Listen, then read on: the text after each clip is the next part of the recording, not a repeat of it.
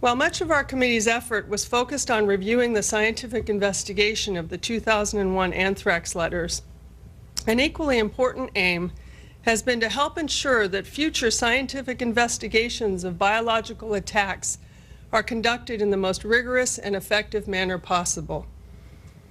We believe that the analysis in our report provides lessons from this case that will benefit the nation in the event of a future attack. The key elements addressed in the report are: 1, organization of the FBI scientific effort; 2, environmental sampling and analysis; 3, physical and chemical analyses of the letter materials; 4, microbial and genetic analyses of the letter materials; 5, development and analysis of the FBI's repository of B. anthracis Ames strain samples; and 6, comparison of the letter materials with the samples in the FBI repository. The committee's primary finding is: it is not possible to reach a definitive conclusion about the origins of the B. anthracis in the mailings based on the scientific evidence alone. In addition to this overarching finding, we would like to highlight some of our more specific findings. 1, the B. anthracis in the letters was the Ames strain and was not genetically engineered. 2, silicon was present in the letter powders, but there was no evidence of intentional addition of silicon-based dispersants.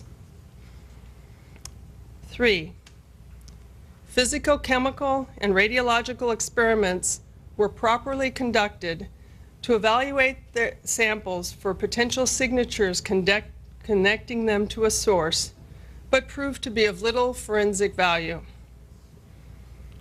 4, multiple distinct colony morphological types, or morphotypes, of B. anthracis Ames were present in the letters. Molecular assays of these specific genetic sequences associated with these morphotypes provided an approach to determining relationships among evidentiary samples.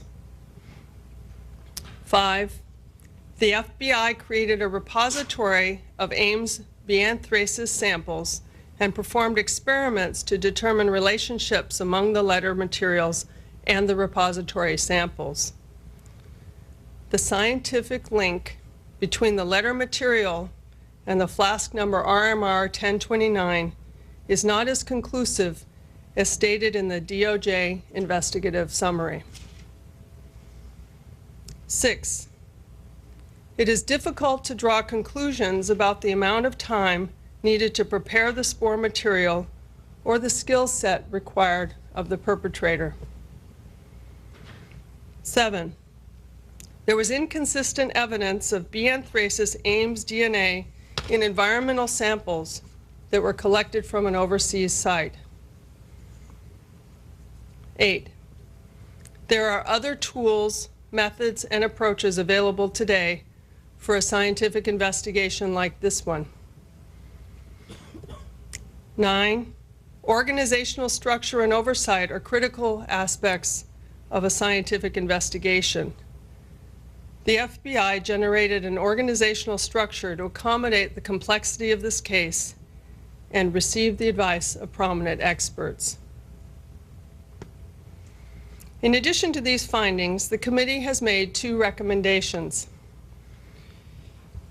Recommendation 1, a review should be conducted of the classified materials that are relevant to the FBI's investigation of the 2001 Bacillus anthracis mailings, including all of the data and material pertaining to the overseas environmental sample collections.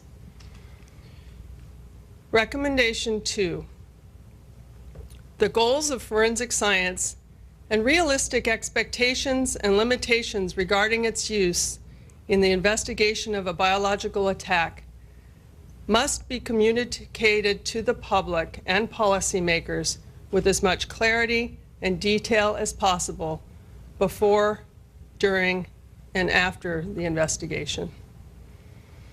Now we would like to open the floor to take your questions. Thank you, Dr. DeGast. Like she said, we'll now open it up to credentialed reporters' questions. If you have a question, I ask that you please raise your hand, and we'll have somebody with a microphone come on over so we can hear your question, those here in the room and joining via webcast. And I ask that you please identify yourself and your organization before asking the question. I'm Scott Chang with the New York Times. Couple questions. One would be, is your critique of the FBI and Justice Department reports on this case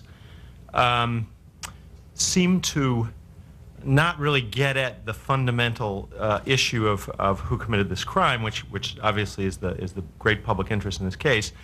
And if I'm reading you correctly, your criticisms don't undermine their conclusion. I realize you didn't reach your own conclusion as to who carried this out, but an example would be that you say that while they overstated the link between the flask 1029 and the letters, you also say that the evidence is consistent with that link and it supports that link. You even use the word supports.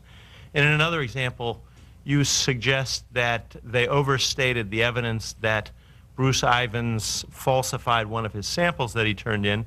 But if I read it correctly, you're essentially saying that there's a 1% chance that it actually came from where he said it came from. So those seem like fairly minor, from a scientific point of view, perhaps legitimate criticisms, but fairly minor in the overall context of the investigation. Could you address that? I would like to address that. The scientific criticisms, as you rightly point out, are related to details in the evaluation of the scientific evidence, and they have to do also with the weighting of that evidence and the way the conclusions from the science are stated in the Department of Justice investigative summary. One of the challenges in an investigation such as this is a very complex interplay between scientific and investigative material. And we know that there is an interplay between what the science shows and what the law enforcement part of the investigation shows. And we did not review any of the law enforcement materials. We just want to avoid the situation that I think may arise in some scientifically based law enforcement investigations where science is held up as an absolute. Science is held as we know that that's right and it's certain, and then the other parts of the investigation, the uncertainties are discussed. We believe we're helpful here in pointing out the uncertainties, whether it be a probability or other possibilities of the types of mutations that were found in the letter materials and how they might arise in other circumstances, or the flaws in the repository and the collection of samples used to compare to the letters. But it's really aimed, as you suggest, at the relative weighting of those findings.